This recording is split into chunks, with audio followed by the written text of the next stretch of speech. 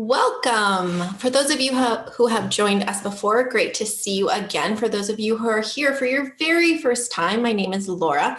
We are joined by Journey, so that means you get not just one, but two AP World History experts at your disposal. If you are feeling stressed, if you are feeling worried, you've come to the right place. Journey and I are very passionate about helping students, and we're big dorks. We love history, so we're going to use our enthusiasm. We are going to use our encouragement. We're going to make you feel a lot better by the end of this hour. So it turns out that you're going to need to know how to do free response questions. You already knew that because the regular exam has multiple choice questions, and then it has FRQs, which include short answer, LEQ, long answer essay question, and a DBQ. But what exactly does it mean for this year? The 2020 AP testing plan. You are going to be taking a 45-minute FRQ exam. That means free response question. You're going to be doing it from your home, on your tablet, your computer. If you want to write on paper, you can take a picture of your responses and send them in that way. There's a lot of flexibility here, and the important takeaway is knowing that everyone involved in this process is trying to help you. We want to make sure that all the work you've done so far this year gets acknowledged, gets to the final step, which is college credit. We want to make sure that you get that credit that you've been working for. So given that this year is very different than any other years, CollegeBoard is using a process that they've used for decades. We're not the only group to have an extraordinary circumstance. People in the past have had issues that has precluded them from being able to take the exam as we used to know it, which was just a nearly 3-hour exam with lots of different pieces. A 45-minute FRQ is going to be easier for you to demonstrate your learning based on the way things have gone this year. Know that the final time period, 1900 to the present, will not be included on the exam, but if you do want to learn that information, CollegeBoard is holding classes that you can attend so you don't miss out on that instruction. So what does that mean for today? I told you we're going to make you feel better. We're going to do this by helping you to develop or practice. Perhaps you already have these skills. Practice your FRQ skills. So the first thing we're going to be doing is we're going to be identifying claims and using evidence. We're going to either use that evidence to support a claim or refute a claim. We're going to do this together. Today is all about scaffolded learning. I promise you won't need a 2x4. It's okay. You instead are going to be taking smaller steps towards independent practice. So Journey and I are going to be helping you out through the first example. The middle example, you're going to have even more involvement. And then the final example will give you time to write or type. However you'd like to do it is fine with us. So starting with our very first question, this is a free response question that has a stimulus. The good news about this type of question is that you likely have been practicing this even if your teacher hasn't given you any FRQs. Your teacher likely has given you some stimulus-based questions, whether those were just multiple choice or not. You're familiar with the idea that history, oh, that's what we're learning today. History is often interpreted from primary sources and secondary sources. This one in particular is a secondary source. So the first thing I'm going to do is I'm going to give you a preview of what the total question is. Fitting everything onto a slide is a little bit tricky. So hold on one second and we're going to go to the next slide so you can see what the question is, and then we'll come back to the prompt. So here's the question. It's a 3-part question. For those who have practiced this type of question before, it is a short answer question. And part A is the only one, usually part A is the only one that you have to refer to the passage. For parts B and C, it's helpful to understand the author's argument as well. So part A is usually the only one where you refer back to it, but in this case, we need to be really specific in explaining the author's argument and using it in all 3 parts. So we're going to go back to the author's argument and we're going to figure out what it is, take some notes on it, and then we'll be able to answer these questions. And we're going to do this part together. So a lot of this I'm going to be showing you on the board, and then you can reflect and give us some additional examples in the chat. So that's the plan for this one. But I just wanted to give you a heads up about what it is that you're going to be doing. But we are going to start with looking at the stimulus itself. Oh, I'm going to go backwards. There we go. Perfect. And actually, I have a different slide. We can, just a moment, hang out over here. Nope, I lied. Just kidding. Hold on one sec. I'm going to go this way. Ta-da! Okay, we're going to hang out here. So we need to read this and have an idea of what the author's argument is. We're going to read this and we're going to have an idea of what the author's argument is. Let's give you some time here. Let's give you a minute and a half. And you don't have to listen to my voice for a minute and a half. I know, so sad. You'll miss me.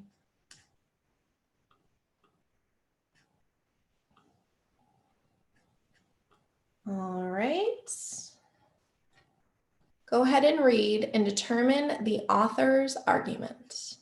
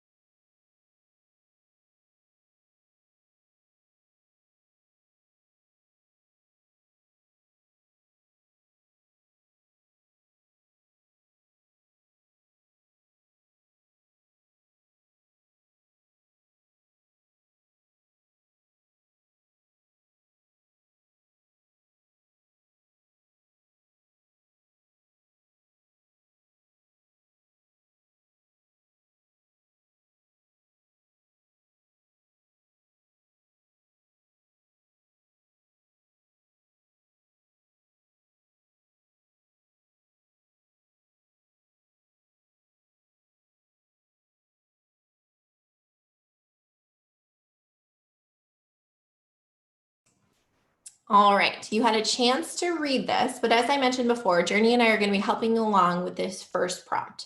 So when an AP expert looks at a prompt, we are looking for the author's view and if that view is contrasted with anything else. And in this case, it is. The old view is about the Europe trade deficit. The author's view is something else. And the author gives us a heads up. Oh, by the way, I'm going to say something really new, really revolutionary. So instead of the balance of trade deficit, as most people think of this point in history, the author believes that Europe was actually the middleman. That's the word the author uses. So middle people. They were the middle people between the New World and the China trade. So conventional wisdom, so what most people think is that there was a trade deficit. But if you actually think about it in the way that it all flows together, really Europe is just the middle person, the middle people in moving goods and services, silver. It all actually was working within a circle rather than there being a trade deficit. So that's what you need to take away from this. So when you have the author's ideas in mind, we now can then discuss the different pieces of it. So if you have questions about the author's view, make sure you ask Journey for help. We want to make sure you feel good about what we're going to be talking about next. But I mentioned this is the first step in this, so we're going to be giving you a lot to work with. So to get all of your points in a short answer question, and we will know more next week from CollegeBoard about what exactly they're going to be testing and how they're going to be testing it. We know the time period. We don't know the question format yet. We want to know more from them before we say for sure this is how it's going to be. We do know the skills are all the same.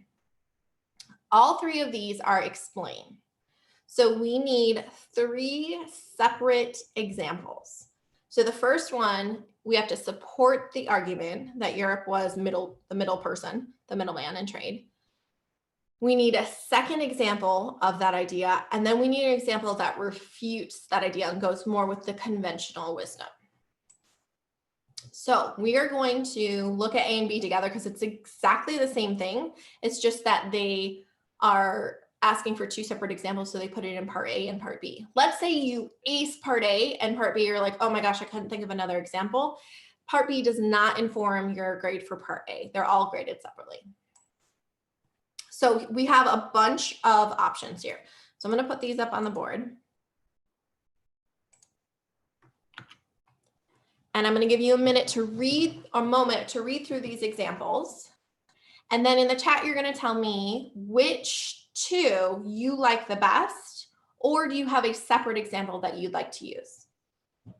So we have 1, 2, 3, 4, 5 of them. Did you like 1 and 3, 2 and 5? If you tell me 6 or 10, I'm not going to believe you because there's only 5.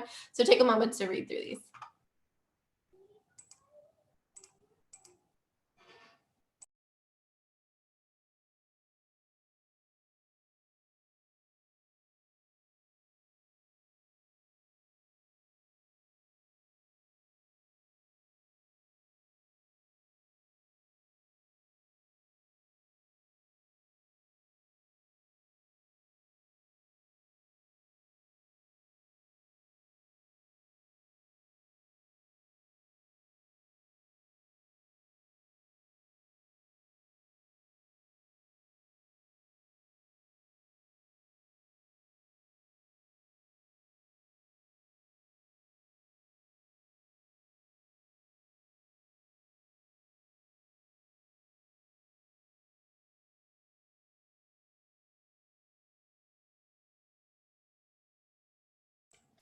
And as you all are considering this, you want to pick out which ones you can explain best. And the question is, so once you've chosen yours, how do you then go and prove that Europe was a middleman? So in order to be a middleman, there has to be, or middle person, that's an easier thing. So in order to be a middle person, you have to have things on either side. So when you are explaining any of the examples that you particularly liked, or if you have a separate one that you chose, you have to be able to explain how they were the intermediary, they were the monkey in the middle when these things were passing through them and going on to them. What you're arguing is it wasn't, if you remember what the triangular trade looks like, if you can picture that in your mind, Europe is here, you've got Africa and you've got the Americas. That's a triangle. There's no Asia in the picture for that particular image in history. You have to explain in parts A and B that Europe was right here, the Americas over here, and that's not where it stopped. Asia's over here, and Europe's in the middle. So Europe was where things passed through on both sides. That's what you're explaining. So whether you're talking about the role of silver as a new global currency, if you joined us yesterday, we were talking about, actually it might have been the day before, about how silver was how they determined how wealthy a country was. Asia didn't really want a lot of contact with Europe. So when they were basically self-sufficient, they didn't require any goods.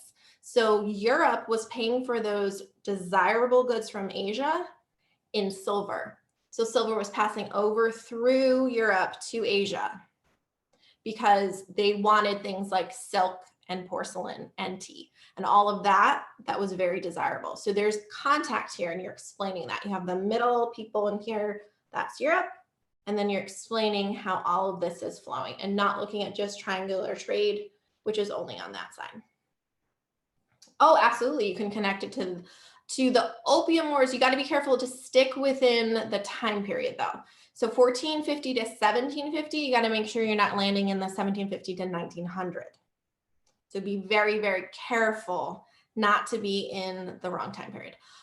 My video and sound is out of sync, which just sounds like my life in general. So I need to pause and we're going to bring up a hold slide. I'm going to give you though, before we do that, just a moment. Okay, there's 2 examples here for part C. And part C is about how Europe was not a middleman or middle people. So the idea that silver did flow from west to east, and the lack of demand for European goods, as I was talking about, unfavorable balance of trade. So basically what you're arguing is you can't really say they were, because Asia had a far less impactful role in all of it. And you certainly can argue, you can argue it either way. So I'm gonna go ahead and restart my computer. I'll be back in just a moment, but Journey's still with you, and she'll be able to talk you through this idea of 2 that support, 1 that doesn't, keeping them straight and also sticking within the time period. So making sure you're not veering off into 1750 to 1900, because we want you certainly to get all your points. I will be back shortly.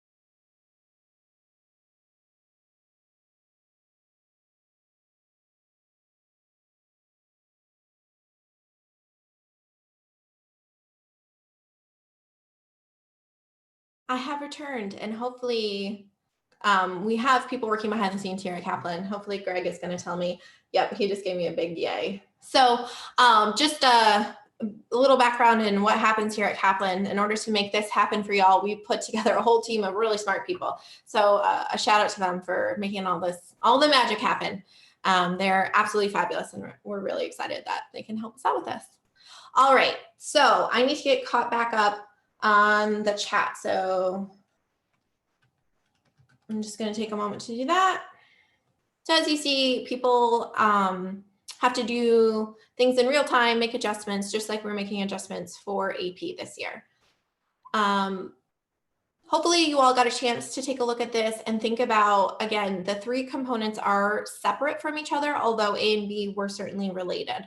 But in short answer questions in general, your explanations, your answers, your responses for each one are completely different. And Journey just told me that you all had a lot of good ideas. So I'm going to go ahead and take a look at your chat responses. Awesome. Let me pop this out. Love to see this. And you know what's really funny? So for anyone who was here yesterday, I was doing, because we put together these presentations for you all, I was going through everything you were talking about at the end of our session, and I almost put exact responses on these slides, and I realized I didn't need to. There's so many people here with great ideas and great responses to our prompts that you all are just going to carry us to the end today. So awesome job for participating and doing such great work. We really, really appreciate you all as well. All right, so to wrap up this particular example, this was the most straightforward example. We gave you the most information. There was a prompt. We had to make sure we understood what the author was saying. And if you are a visual learner, the best thing you can take away from this is that idea of the triangular trade being the original thought process. And then the author coming out and saying, well, actually, honestly, it was Europe in the middle, Americas, and then we had Asia over here. So keeping in mind what it is you were trying to support in A and B, and that was the middle, people in the middle were Europe, and then what you were trying to refute. Awesome. Fantastic. All right, we're going to head over to our next example. This is our middle example, which means you're going to be coming up with examples. So instead of just picking out which one you like best and possibly offering something more, we're going to give you time to give your own examples because you have a lot of good ideas. So what we're looking at right now, we want to make sure we identify claims and use evidence. We're still working on this, but in particular, we're adding in the idea of author viewpoint. It came into play in the last one. It's going to be even more important with this one. So this has a stimulus. And we need to look at the three different components. I'm going to stop. I'm going to pause my talking for a moment. Go ahead and read through A, B, and C.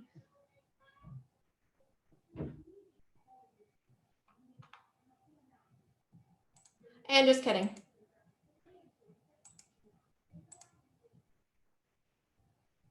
It'll be a lot easier for you to read A, B, and C if there is A, B, and C up there. Let me guess, there's A, B, and C now. It's like magic.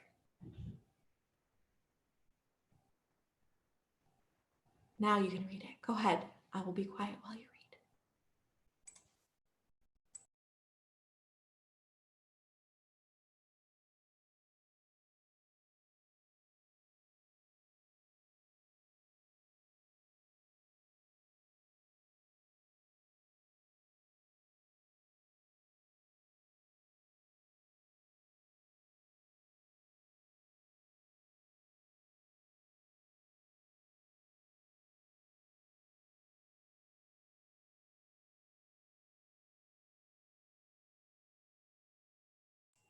All right, so now that you can actually see,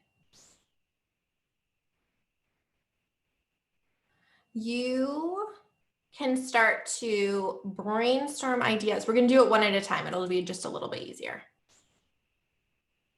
So I will put up examples on the board. I'm not withholding information from you all, but I want you to come up with your own examples that would describe one way in which the content of the painting reflects the artist's likely viewpoint about the Columbian Exchange. So there are two pieces here. You first have to think of the author's viewpoint because it's not written in words. Pick out pieces of the picture as you start to put some examples in the chat. You've got a dog. You've got interaction among Native people and European settlers. You've got smiles on people's faces. The woman's leaning in and offering. Yeah, you can type your answer. Tell us in the chat.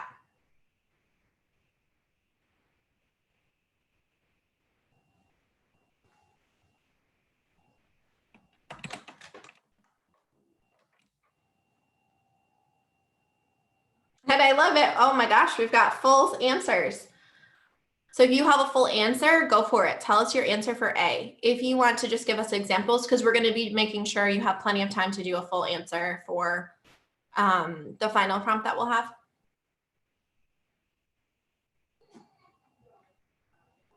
But if you have just examples, that's fine too.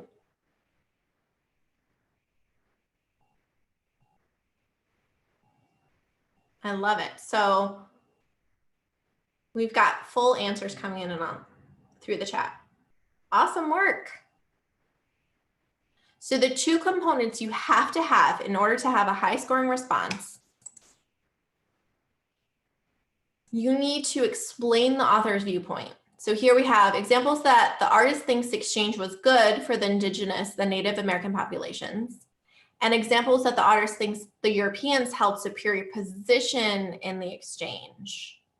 So the answers we have coming through the chat right now are focused a lot on the artist thinks that the exchange was good for the Native populations. So we have examples here. What about Europeans held a superior position in the exchange? What is in the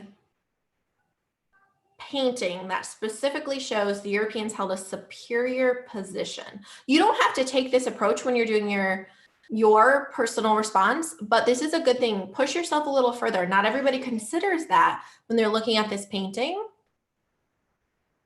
But what about the painting and history tells us that Europeans felt they had a superior position? Push yourself a little bit further. Awesome answers.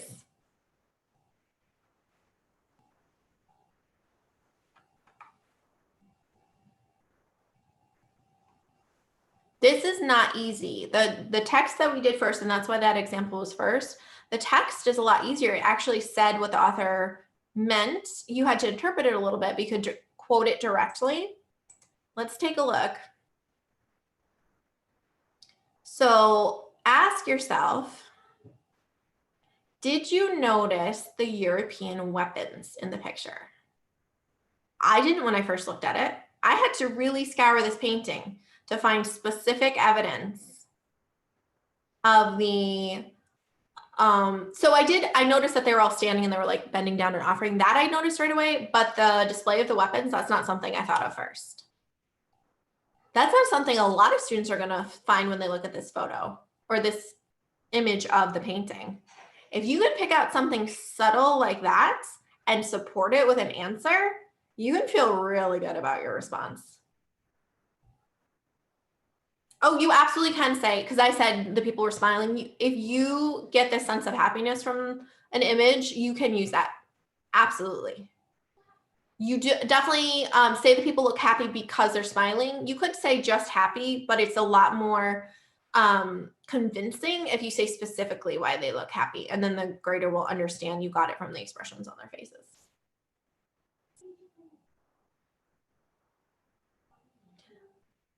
Yep, you just need one way fully explained.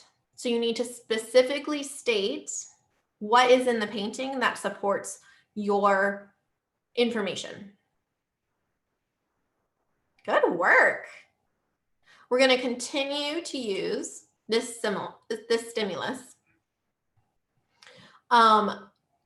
You can draw inspiration from it if you want to. You don't necessarily have to put anything into your response that then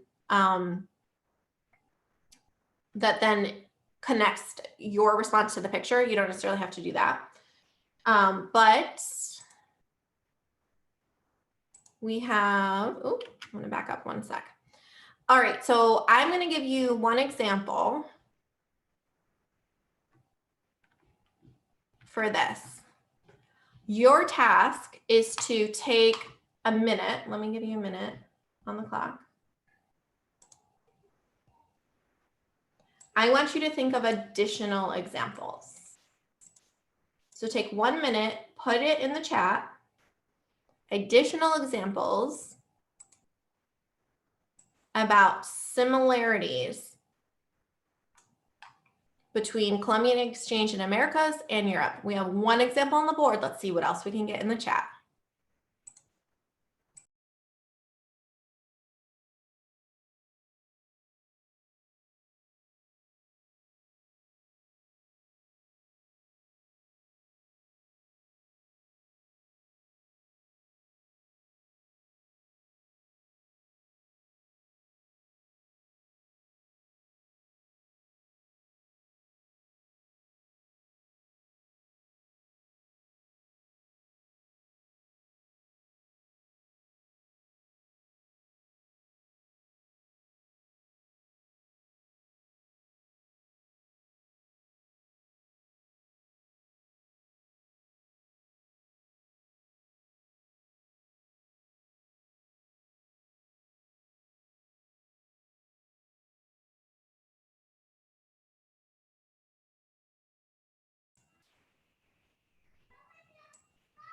All right, looking at the chat, we've got some great examples.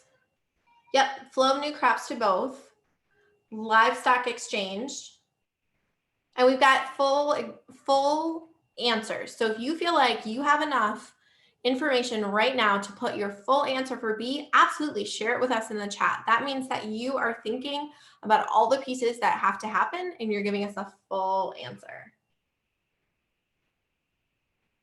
The next one we're going to look at is the differences. So make sure when you're answering B, you're doing similarities. Another similarity is, so potatoes came to Ireland. That was a specific example. So new agriculture. You then have to explain that there's new agriculture in the Americas. So the second piece of this, in order for this to be a complete answer, you'd have to put wheat and rice being introduced in the Americas. You have to have two sides of that specifics. Two sides of that, two specifics on each side. Let's say it that way. You need two specifics on each side. So the example I put in here to help you generate examples was just one side of it. So before we move on to part B, I want you to think about which two parts you would have used. You don't have to put it in the chat. We'll move on to part C right now, but you need to really think about how you would round out your answer, because if they're asking for a similarity or a difference, you have to have two pieces. I was talking about that yesterday. I was saying you have to have two, not one. You have to have two. It's the same thing here. So now we have one difference, but it has to have two components. There has to be a difference there. So we're going to give you 1 minute again. I want you to have both pieces this time. If you didn't have both pieces last time, you have to say it happened like this in the Americas, and in Europe it did this. It was, or you can do it in terms of how much of an impact. There was a small impact regarding this, but a huge impact in the Americas. Small impact in Europe, huge impact in America. You can do it that way too. So it can be the same idea, two different outcomes. So either two separate things or different degrees of the same thing. I'm going to give you 1 minute to think of that. Have both pieces. Have two pieces.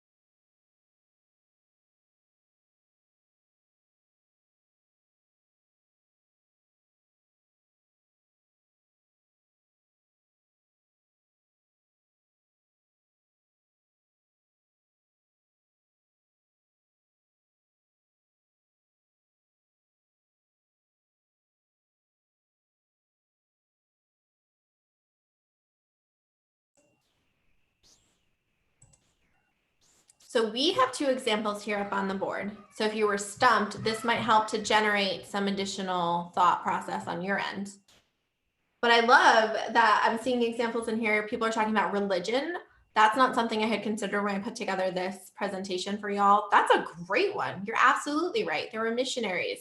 There was a sense of having to inform the natives of particular religions. And you want to make it really clear. So you don't want to have a response that says, in the Americas, this happened, period. End of sentence, all done, don't mention Europe at all. You have to mention Europe. Even if the impact was 0 and you're talking about the degree of something like religion, you have to specifically state that in Europe, that was not the case. Right, new diseases in Americas, Europe had all the same stuff. Nothing new.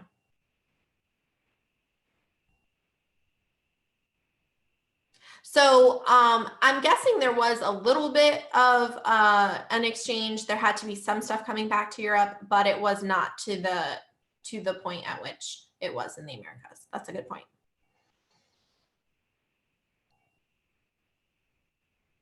So in order to have a stellar response, so we're talking about responses. We want to make sure we have both sides of it. What about a stellar response? One where you get done writing and you're like, wow, I nailed it. I got it. So if you look at the example that's on the board, the first bullet point, that one can lead to a stellar response. Because not only are you saying that something was more greatly affected America than Europe, you're also saying what the impact was. So think about that when you're writing a response. Is there anything additional you can add? Because when we learn about what the College Board is going to do with this 45-minute free response test next week, they're going to tell us, you're going to be able to then think about how to maximize your responses. And so the example in A, in the first bullet point for C, is a really good one. You can wow the grader and get your points. Awesome, awesome work on that one. So that was middle of the road in terms of how much effort and brain power you're going to put in. We are now embarking on one that you're going to do and have the chance to put your full response if you have not done so already. You're going to come up with examples. We're going to talk about each piece. I'm not just going to throw you in the deep end and say, good luck, hope you can swim. We're going to talk through each piece, but this is your time to shine. Take what you know, what you feel like you can talk about well, and see if you can work it into the one that we're going to look at right now. We heard you the other day when you were talking about the Haitian Revolution. A lot of you would have used the Haitian Revolution in your responses. Great, we have a question that asks directly about the Haitian Revolution. Coincidence? I think not. All right, so here's the entire passage and the entire question. I managed to get them all on one screen. I'm very proud of myself. I'm going to go ahead and give you 2 minutes to look over this. Don't start writing your responses just yet unless you feel compelled to do so. But then we're going to take a look at each piece and you're going to have your time to shine. We want to take it one step at a time. So just read through, 2 minutes, start brainstorming some examples. You can for sure share your examples if you want to. Just label them, letting us know what your examples are for. Are they for A, B, or C? But right now, just take a look at what the author wrote for 2 minutes, and then we will discuss.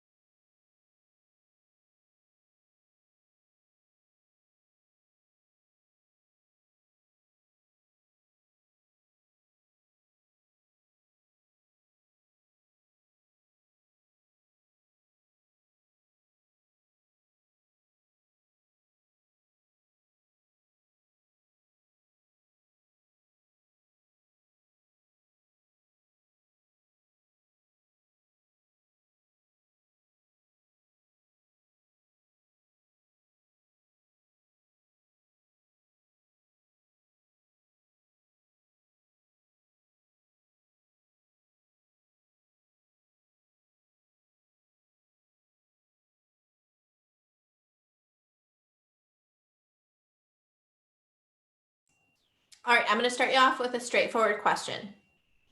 Is this considered a primary source document or a secondary source document? So answer the straightforward question first, and then we'll get into your examples. So primary source document or secondary source document?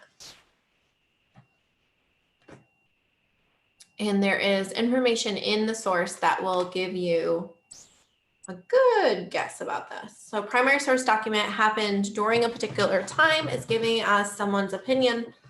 Secondary source document is going to be an article, textbook, something more removed.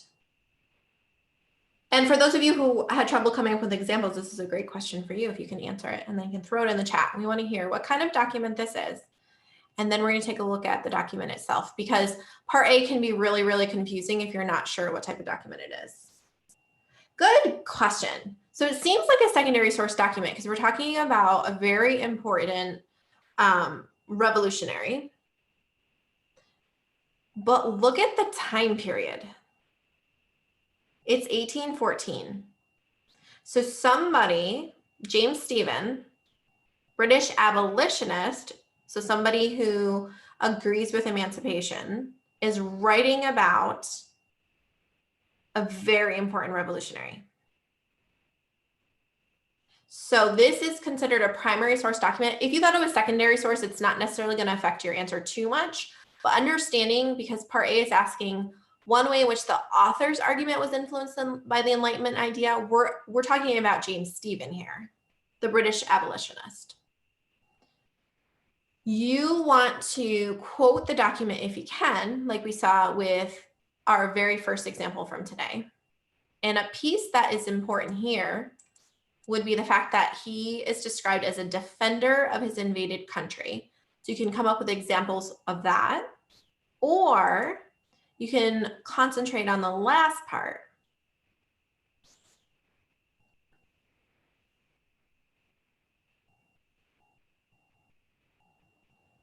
The idea that abolitionism is an important, noble, just cause. So those are your two options. So when you're putting your examples in, you'll get some time right now to do that. We want to know, are we talking about the fact that he defended his invaded country? And so he's overthrowing people who came in and said, oh, we live here now, we're in charge. Or are you going for the greater cause of abolitionism in general? Which side are you going to argue? Because there are different examples. And I saw people talking about John Locke.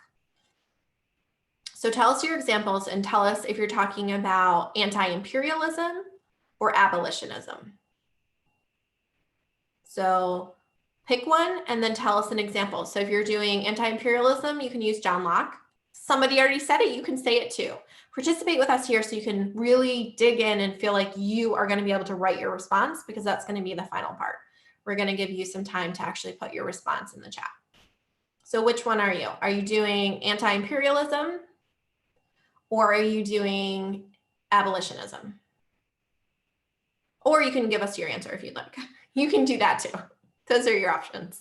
But if you're still with us in just brainstorming examples, tell us, are you doing John Locke for the first one? And again, we're talking about James Stephen.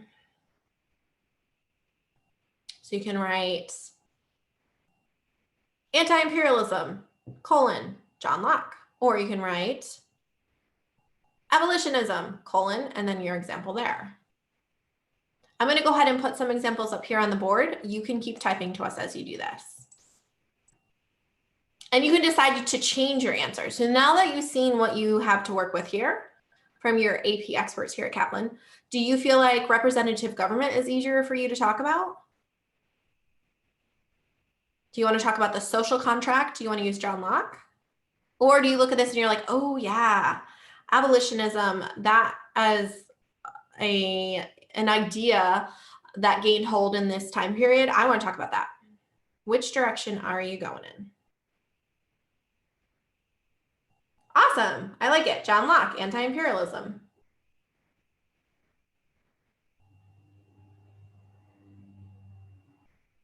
Yep, you are absolutely right. So John Locke had two really important pieces you want to know. Life, liberty, and property. People have natural rights. So you can use John Locke for either of these. Just be really clear in how you're using it. So the two components, life, liberty, and property, all humans have that. So if you're arguing abolitionism, you can use John Locke and use that part of his argument. If you were arguing anti-imperialism and you are using John Locke, you want the second half of what he said, which is that governments have a right to help people attain those three things. And if a government does not do that, the people have the right to overthrow it. So there's two components. You can use it for either one. And you're going to find that true of a lot of your evidence that you can select for these. You can be very convincing in a lot of different ways. Imagine the last argument you won with your parents. How'd you convince them? I bet you said the same thing in a bunch of different ways. The same thing is true with AP World History. You can convince the grader to give you your points by making sure that you explain it in a way that makes sense. So you can use John Locke for either of them. Just make sure you put either life, liberty, property as the first part for anti-imperial. Oh, I'm sorry, life, liberty, property as anti-abolitionism or abolitionism. Holy cow, I'm getting myself all spun in circles. Life, liberty, property, abolitionism. Can overthrow the government, anti-imperialism. Say that 10 times fast. All right, our final step, we're going to give you just 1 minute to type, and you can not hear me talking. I'm going to give you just 1 minute to type your final answer for part A. So we want to make sure we fit in parts B and C. Final answer for part A. Go ahead and give it to us. We want it. Show us what you got. Final answer for part A. 1 minute. On your mark, get set, go. Just kidding. On your mark, get set, go. Go ahead and type to us. We have 45 seconds left. Give us your answers.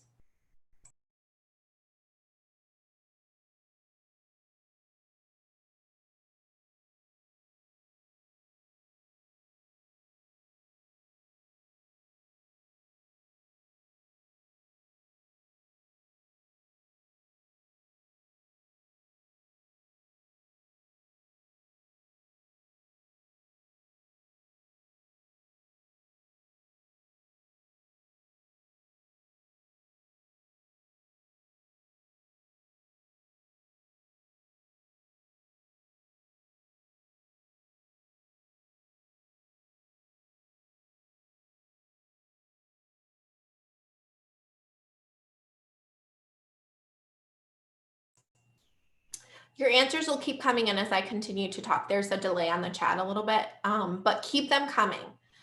You can even type to us and say, I really wanted to answer, but I just am not there yet. You can tell us that too. Engage with us because you're going to get more out of this if you feel connected to us, and we're all in this together. So the next piece that we're going to do, we are going to do part B, but finish typing with part A once you're done. And again, you can tell us, hey, that was not easy. I need more help. The good news is you can watch the videos from earlier this week and last week, and you can find time to study on your own or with friends. Okay, so for this next part, we're going to give you time to answer the question. We're going to give you some examples, but you're going to give us a full answer. So I've got 2 examples on the board. I'm going to give you 2 minutes to brainstorm your own example and then write a response. 2 minutes. You're going to do this on your own. And then the last one that we're going to do for the day, I'm not going to give you any examples. You're going to do it all by yourself, and you can do it. All right, 2 minutes for this one. Give us those responses as soon as you have them. And I'll move this over here. There you go. You can do it. I know you can.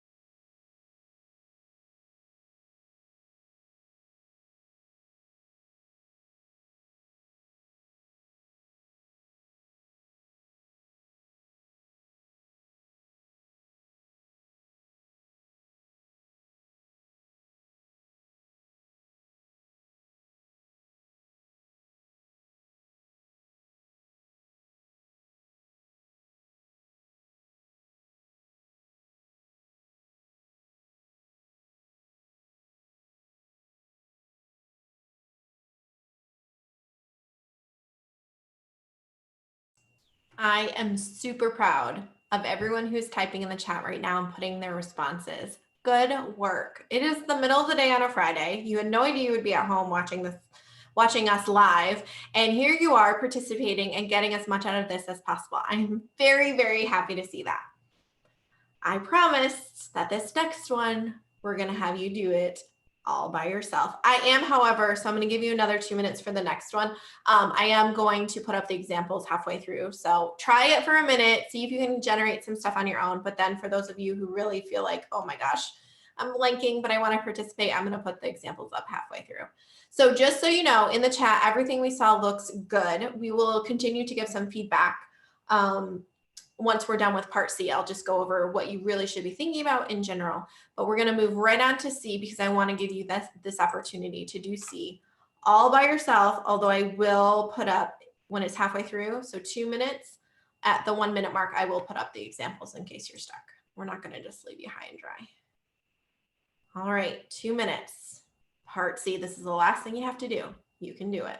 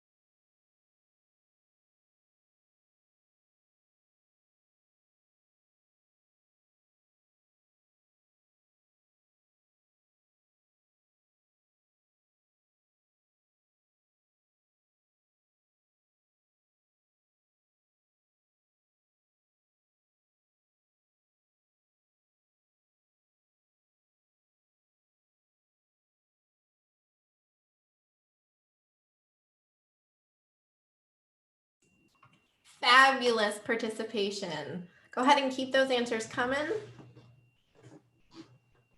And I love the way Eddie stated the one difference was the reasons for the independence, the reasons, the motivations, and certainly that was true. And Emily, I like it you shortened, you abbreviated. That makes a lot of sense. Awesome. So the general sentiment, the takeaway here is that you have to be able to explain something. So if you understand the groups of people better than you do the taxation without representation, if you're a little fuzzy on that, just go with what you know. That's super important for you to feel like you can clearly explain something. You all made my job and Journey's job so easy today. You participated a lot. I really appreciate all the hard work you put in. We know that this time for everybody is really, really different. And we are glad that you came to hang out with us. We thank you so much for joining us. We highly recommend that you look over anything that you didn't see, or if you want to rewatch any of the sessions from earlier today or earlier this week or last week, we have those available. But you are the people who made this awesome. We thank you so, so much. We're glad to have you. And we will be seeing you next hour for AP US History, and the final hour of today will be Bio. Thanks so much.